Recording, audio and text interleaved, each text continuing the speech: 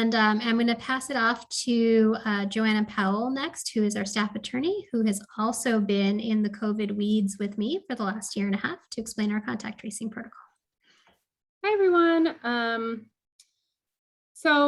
Like Sally just said, I'm here to talk about contact tracing. I'm actually going to talk about a lot more than contact tracing. I wanted to just let everyone know that contact tracing is defined. It's a little bit of a misnomer, or I use it myself incorrectly sometimes. So contact tracing is actually the process whenever there is a positive case that we go through to try to figure out who was to get some information about the positive case and to figure out whether there were any prolonged close contacts or people in what we call prolonged close contact, which is less than 6 feet for more than 15 minutes with the person who tested positive.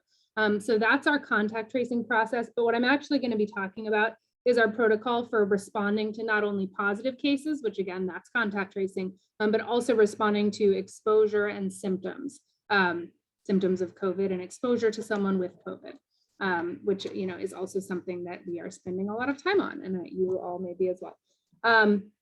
So this slide just shows kind of an overview of the 3 types of responses, the 3 types of situations that we respond to. So if a site or anyone learns about a positive case, somebody has tested positive for COVID, the person who learns about it should notify the principal or the supervisor. They need to go home and quarantine for 10 days, and then the contact tracing team is going to be in touch with them to try to get more information about their case. So they should, of course, be responsive to that. If somebody has COVID symptoms, which is this box in the upper right, symptoms that are new or different from symptoms that the person normally experiences, so not something that the person knows is due to like a chronic condition that the person has, then they have a couple of options. So they need to go home and stay home, and then they can return with 3 different, in kind of 3 different ways. One is if they have a negative PCR COVID test. 2 is if they have a doctor's note attributing their symptoms to something other than COVID. Or 3, they can return the exact same way as somebody who has tested positive for COVID, namely by waiting 10 days. And then I'm going to talk a little bit more about the follow-up process that we do at the 10-day mark.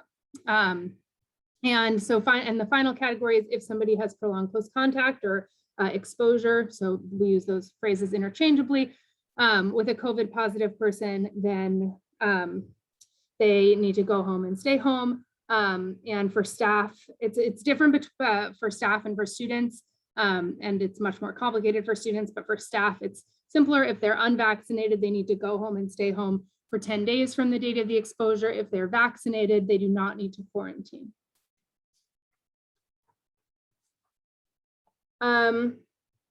So if there is a positive case, the main thing to do is to route the information directly to the assigned talent partner. Talent has asked that, that the cases not be sent to the general talent@OUSD email address, because then everybody kind of has to go through and figure out whose case it is. But every site, every department has an assigned talent partner. So that's the person that you should notify. And then I will note that staff and supervisors themselves should not initiate the contact tracing process. The talent partner will handle that part of the process. The other thing that I want to note, though, is that we are trying to get all positive cases, all symptoms, and all exposure logged in ParentSquare. So if in the case, this slide is about positive cases, that's question 1 in ParentSquare. And so another step that we would want to happen is have that the response to question 1 in ParentSquare marked as a yes, and that's going to make sure the person is captured in our follow-up system, which will flag for the follow-up team that they need to follow up with the person after 10 days. And so then I guess I'll just note, kind of as I said at the beginning, if somebody tests positive, they need to go home and stay home for 10 days. And then at 10 days, there's going to be a follow-up with a follow-up team that's going to get them on the phone and say, are your symptoms improving, and have you been fever-free for 24 hours? And if the answers are yes and yes, and we're again at that 10-day mark, then they're cleared to return. A positive person does not need a negative COVID test to return, and in fact shouldn't be directed to take one because of the way that the virus works and lives in your body. It is likely that somebody will continue to test positive for up to 90 days. So we are not asking for a negative COVID test for somebody who was formerly positive to come back, because otherwise they'd have to stay home for 3 months, and that's not how it works.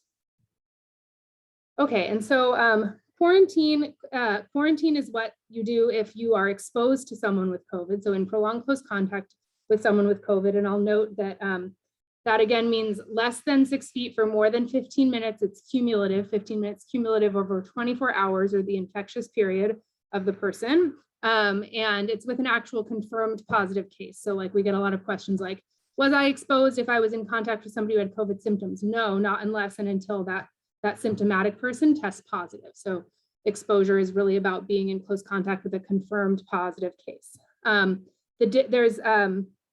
The answer to the question in the header, when do we quarantine, depends on vaccination status. So for unvaccinated staff, they need to quarantine for 10 days after an exposure to a confirmed positive. For vaccinated staff, they do not need to quarantine. But there is a new recommendation from CDC that may have come even after Allison, we worked on these slides, that is now that vaccinated people who've been exposed should be getting tested 3 to 5 days after their exposure. So when we are notified of an exposure, well, we like to be notified by a yes answer to question 2 in Parent Square. And then what happens is the exposed person automatically gets an email that has a letter attached that is a Google Doc. So I can tell you that it's up to date, and it does include that new information about the 3 to 5 days to get tested after 3 to 5 days. Let me see. For students, as I mentioned, it's complicated. It depends on mask status.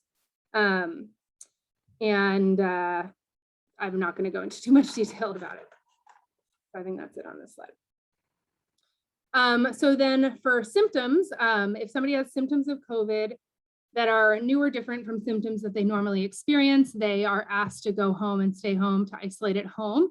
And as I mentioned at the outset, there's 3 conditions that can release them from that isolation. Oh, and sorry, I'll just note there's a list here of some symptoms, but that list is kind of constantly changing and getting added and subtracted from, added to and subtracted from. So, we're trying to keep all of our documents that we have on the internet and elsewhere up to date with the current list of symptoms. So if somebody has symptoms, they can return to school or to work, so long as they have improving symptoms, they're fever-free, and then one of the 3 conditions I said before is met. So they have a negative PCR test, they have a doctor's note saying their symptoms are due to something else, or if they've waited the 10 days, and at the 10-day mark, our follow-up system, assuming that they've been entered as a yes to question 3 in Parent Square, which they should be, our follow-up system will flag them as someone who needs a phone call to be like, are your symptoms improving and are you fever-free? And then they'll be cleared to return at that point. And no community notifications or close contact quarantines are necessary for symptomatic. This is kind of the point I was making before, which is that we only treat somebody as exposed if they're actually exposed to a confirmed positive case, not just a symptomatic person. And again, the sites, supervisors and staff should not be initiating the contact tracing process. That should all go through the talent partner.